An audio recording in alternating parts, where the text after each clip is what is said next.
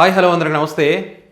జగన్మోహన్ రెడ్డి ముఖ్యమంత్రిగా ఉన్నప్పుడు వాళ్ళ హయాంలో చేసినటువంటి డెవలప్మెంట్కి సంబంధించి చాలా వరకు చెప్పుకోలేకపోయారు కాబట్టే వాళ్ళు సంక్షేమం వరకే పరిమితమయ్యారు, డెవలప్మెంట్ చేయలేదనేటువంటి ఆ అంశమే మొన్నటి ఎన్నికల్లో ఓడించిందనేటువంటి అభిప్రాయాలు ఎక్కువగా ఉన్నాయి. ఎలక్షన్ల తర్వాత అది జగన్మోహన్ రెడ్డి కట్టినటువంటి అద్భుతమైన బిల్డింగ్, ఇది జగన్మోహన్ రెడ్డి హయాంలో నిర్మించబడేటువంటి పోర్ట్లు, ఇది జగన్మోహన్ రెడ్డి హయాంలో వచ్చినటువంటి మెడికల్ కాలేజీలు, ఇట్లా ఒకటోటి ఇట్లా బిల్డింగులు తెలుస్తూ ఉంటే చాలామంది ప్రజలు ఆశ్చర్యపోయారు. ఇదేంటి జగన్మోహన్ రెడ్డి కట్టి ఎందుకు ఇవన్నీ చెప్పుకోలేకపోయాడు అని చెప్పి. అది వైసీపీ యొక్క తప్పిదం. సో ఇప్పుడు మరొక భారతదేశంలోనే అతిపెద్ద ప్రాజెక్టు, పర్యాటకులందరినీ ఆకట్టుకునేటువంటి ఒక అద్భుతమైనటువంటి ప్రాజెక్టు. మళ్ళీ ఈ ప్రాజెక్టును కూటమి ప్రభుత్వం తమ అకౌంట్లో వేసుకునేటువంటి ప్రయత్నం చేస్తుంది. మరి కొంతమంది ఏమో ఇదో చూడండి, ఇది కూటమి హయాంలో వచ్చిందని, గ్రోక్లో చూడండి, దాంట్లో చూడండి, దీంట్లో చూడండి అని చెప్పి కొన్ని ఎగ్జాంపుల్స్ కూడా వాళ్ళు పెడతా ఉన్నారు. సో అసలు నిజాలు ఏంటి అనేది మీకు వీడియోలో ఎగ్జాంపుల్తో సహా మీకు చూపిస్తాను. నేను ఇక్కడ ప్రాజెక్టు వివరాలు ఒక్కసారి మనం చూస్తే, ఆ ప్రాజెక్టు వీడియో క్లిప్పింగ్స్ కూడా మీకు చూపిస్తాను. ఇక్కడ వివరాలు చూస్తే ఇది వైజాగ్ కైలాసగిరి ప్రాంతంలో గ్లాస్ స్కైవాక్ బ్రిడ్జ్ అనేది ఒకటి నిర్మాణం చేస్తుంది. ఈ బ్రిడ్జి యొక్క డీటెయిల్స్ ఒకసారి చూస్తే 6 కోట్ల రూపాయలతో 55 మీటర్ల పొడవు. అంటే కేరళలో ఇది ఎక్కడ వాగ్మాన్లో 40 మీటర్ల పొడవు ఉంటుంది, అది హైయెస్ట్. దాని తర్వాత ఇది అంటే ఆంధ్రప్రదేశ్ దేశంలోనే అతిపెద్ద స్కైవాక్ గ్లాస్ బ్రిడ్జ్ అనమాట ఇది. అయితే ఇక్కడ ఈ బ్రిడ్జి పైన పర్యాటకులకు వెళ్ళి ఒక థ్రిల్ పొందడానికి ఒకటేసారి 100 మంది పోవచ్చు, కానీ ఆ భద్రతను దృష్టిలో పెట్టుకొని 40 మందిని పంపిస్తారు. అక్కడ 10-15 నిమిషాలు ఉండొచ్చు, వెళ్ళడానికి 100 నుంచి 200 కాస్ట్ వేస్తారని చెప్పి మన పోస్ట్ అయితే చూస్తూ ఉన్నాం. సో ఆ రకంగా టికెట్ కాస్ట్ అది. ఇది ఈ పొడవు వచ్చేసి మనకు 55 మీటర్ల పొడవు ఉంటే ఇట్లా అడ్డం వచ్చేసి 6.5 ఉంటుంది. ఓకే, భూమికి 262 అడుగుల ఎత్తులో దీన్ని నిర్మించడం జరిగింది. దీనికి ఉన్నటువంటి ప్రత్యేకత ఏంటో తెలుసా? ఇక్కడ మనకు మామూలుగా విశాఖ అంటే గుర్తుకొచ్చేది హుద్ తుఫాన్. ఈ తుఫాన్ను కూడా అంటే 200 కిలోమీటర్ల వేగంతో వచ్చే ఆ హుద్ తుఫాన్ను కూడా తట్టుకొని నిలబడగలిగేంత అద్భుతంగా దీన్ని నిర్మించడం జరిగింది, ఈ గ్లాస్ స్కైవాక్ బ్రిడ్జిని. ఇంత అద్భుతమైనటువంటి ప్రాజెక్ట్ ఇది. సో త్వరలోనే ప్రారంభం కాబోతోంది. ఈ ప్రారంభమవుతున్నటువంటి ఈ అద్భుతం మాదే, ఈ మేమే చేశామని చెప్తా ఉన్నారు. సో ఒకసారి ఆ బ్రిడ్జి చూడండి, దాని తర్వాత ఎవరి హయాంలో ఇది స్టార్ట్ అయిందో డేట్ కూడా మీకు చూపిస్తా. ఒకసారి ఆ బ్రిడ్జి చూస్తే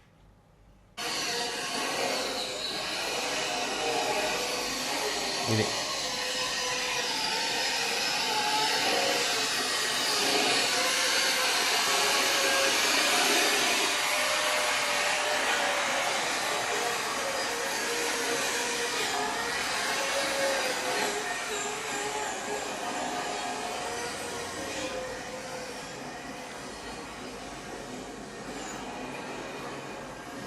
చూడండి, ఇక్కడ నుంచి చూస్తే ఆ వ్యూ ఎంత అద్భుతంగా కనిపిస్తూ ఉందో. ఇక్కడ సముద్రం కనిపిస్తూ ఉంటుంది, అందమైన దృశ్యాలు కూడా మనం చూడొచ్చు. ఇక్కడ సముద్రం,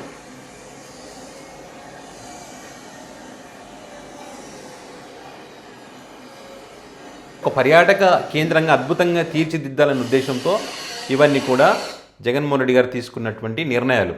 రిషికొండను కూడా పర్యాటక కేంద్రంగా తీర్చిదిద్దాలనే ఉద్దేశంతోనే ఆ రిషికొండను నిర్మించడం జరిగింది. దానికి సంబంధించి ఎన్ని రకాలుగా మనం చూస్తా ఉన్నాం. ఇప్పుడు పిచ్చి ఆసుపత్రి చేయాలని చెప్పి గోవా గవర్నర్ గారు అశోక్ గజపతిరాజు గారు, ఆయన కూడా ఆ రకంగా మాట్లాడితే ఏం చెప్తాం. కొంతమంది అందుకే అంటున్నారు, ఇది చూసిన తర్వాత ఏంటి జగన్మోహన్ రెడ్డి ఇంత అద్భుతమైనటువంటి ప్రాజెక్ట్ నిర్మించారా? సో మరి ఇది జగన్ గారి హయాంలో ఉంది కాబట్టి మరి రిషికొండను పిచ్చి ఆసుపత్రి చేస్తే దీన్ని ఏమైనా పగలగొడతారా, ప్రారంభిస్తారని చెప్పి కామెంట్ చేస్తూ ఉన్నారు. అంటే వీళ్ళు చేసే పనులలో ప్రజలు ఆ రకంగా కామెంట్ చేయాల్సిన పరిస్థితి వచ్చిందనమాట. ఇక్కడ చూడండి, India's largest glass skywalk bridge in Vizag.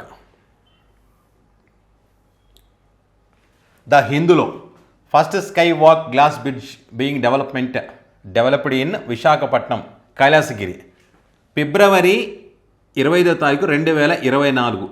Okay, Visakhapatnam. దానికి సంబంధించి ద హిందూ పత్రికలో వచ్చినటువంటి ఒక కథనం. ఎప్పుడు? ఫిబ్రవరి 25, 2024. అప్పుడు ఎవరు ముఖ్యమంత్రిగా ఉన్నారు?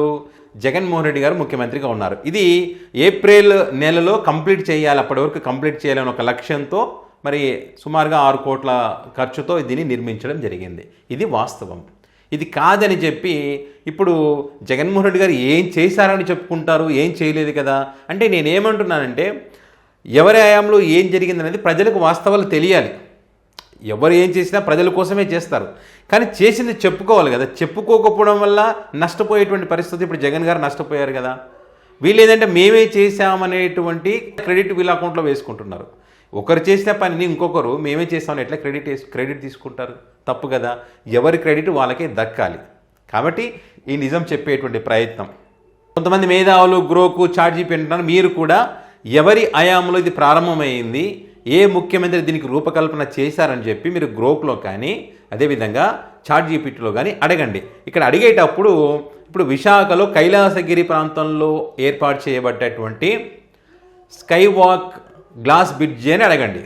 ఇక్కడ బ్రిడ్జి అని అడిగేస్తే వేరు డీటెయిల్స్ వస్తాయి. అది కాదు కావాల్సింది. దీని గురించి డీటెయిల్గా అడగండి, ఆ వివరాలు వస్తాయి. ఆ వివరాలు మీరు చూసిన తర్వాత కింద కామెంట్ రూపంలో మీ అభిప్రాయాలను తెలియజేయండి.